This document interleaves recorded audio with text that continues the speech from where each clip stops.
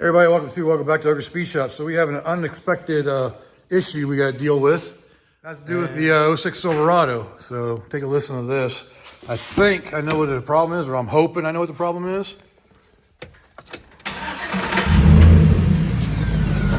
Hear that?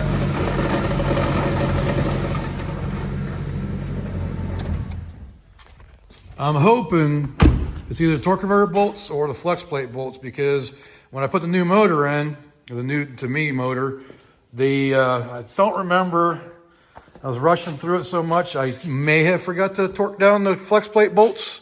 I know I put Loctite on them, but I don't think I torqued them to spec. So probably dropping the transmission again, which, you know, I'm pretty good at now, so I'm not too worried about it. But yeah, so that's the noise it started making. And but I'm gonna get up in there and see if I can see anything that's obvious before I pull the transmission. But there's that, and then there's also oil. So I think the rear main seal, the new rear main seal, didn't seal too well because it's a smaller seal than what came in it. So I don't know if I have to replace the whole rear cover with the Dorman one that they have, because it comes with a smaller seal or something. I don't know. I don't know why they don't make the fat seal anymore that came in these vehicles. So, but that's what we got to do on this, and I'll take you along with me to see what we find. All right, got the transmission out. All the exhaust, everything's out. Look up in here now.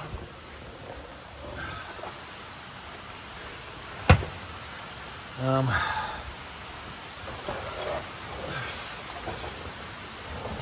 right, so can't stress enough how important it is to torque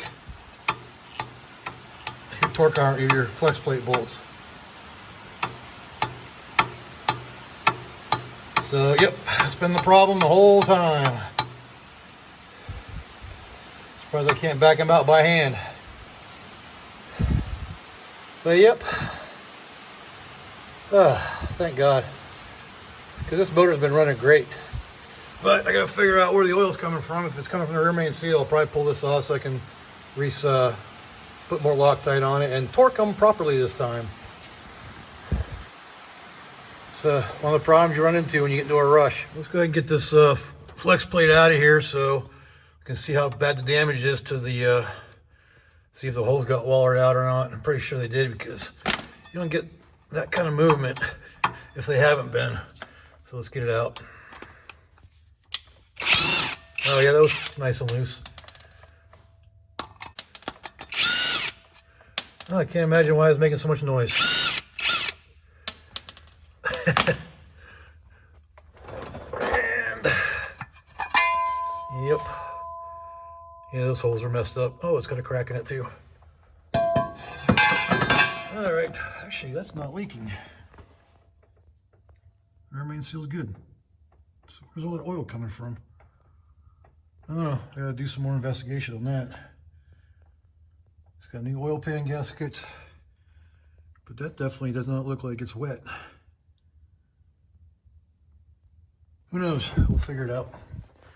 Just want to get an idea if these things got wallered out or not. I don't think they did. At least not much, because that's the one we just took off.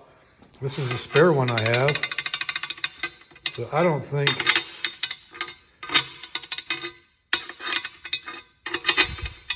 it makes a difference. I think they're both good. It's hub centric, so this is what centers it. That's just, you just hold it in place. It doesn't have, it's got a hole for an alignment pin, but they don't come with alignment pins. So, don't know. I think we should be good. Maybe replace the bolts.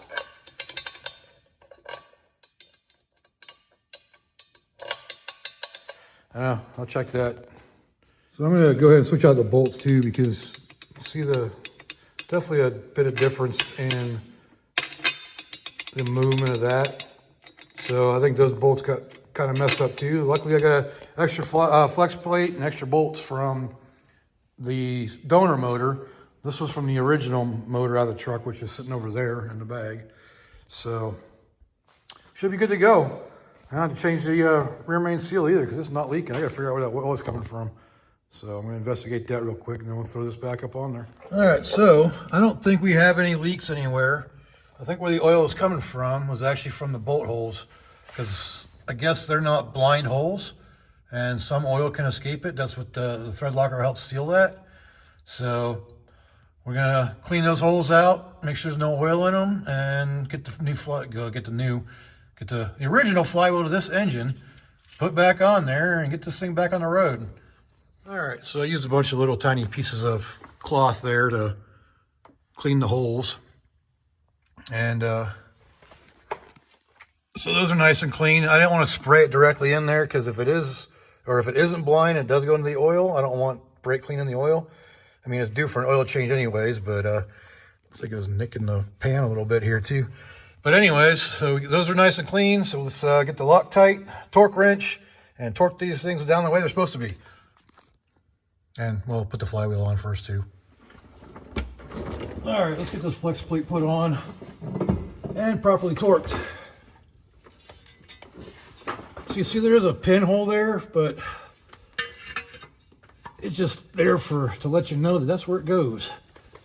You see how it's a tight fit on the crank, because it's a hub-centric type of thing.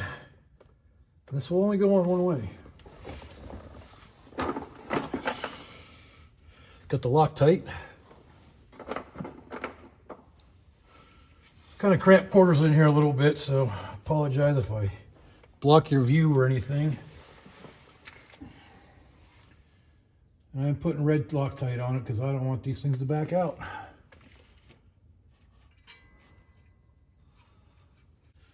So if nothing else, I know there's no way these are backing out.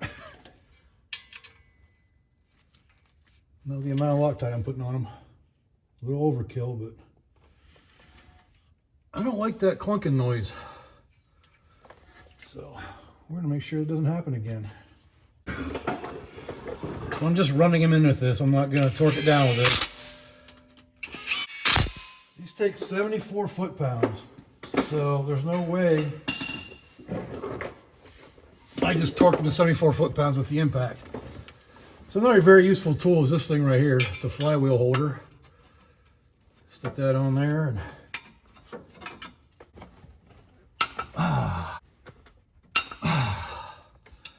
probably would have been a lot easier with my bigger torque wrench, but I figured I want to try this one out. There we go. And last one. All right. There we have it. We know they're torqued on properly.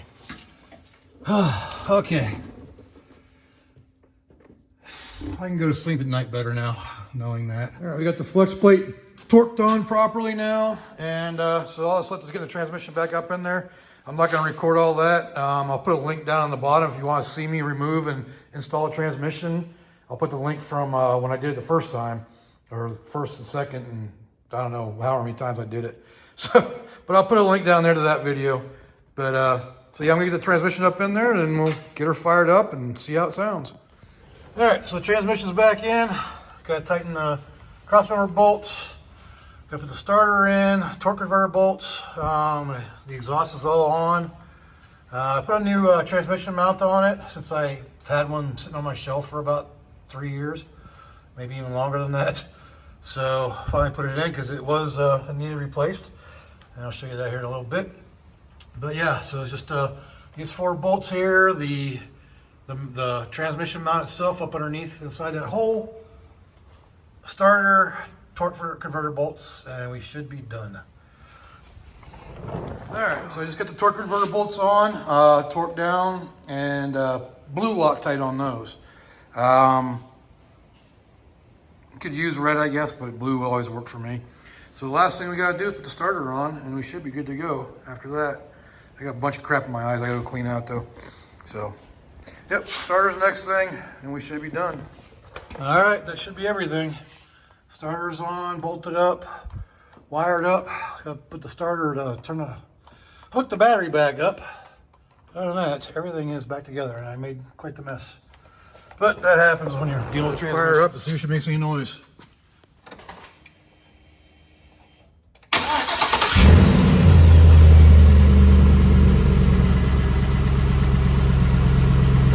the way it's supposed to be. No noise. It didn't clank when I started it. That was my first indicator when I put everything together, and I didn't want to take the transmission back out. Should have at the time, but I did not. So we are successful on replacing we ended up replacing the flex plate, new bolts, torqued them this time, and everything's working the way it should now. So double check your work and make sure you torque everything the way you're supposed to.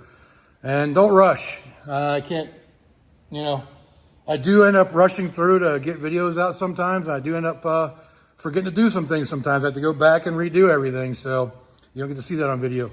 It is one of those things,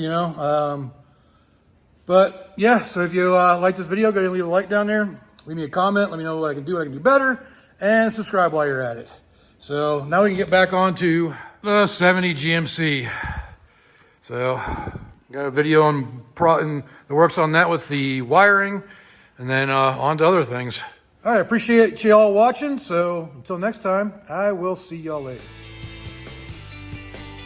I forgot to show you the bad transmission mount. See how it's cracked right there on both sides.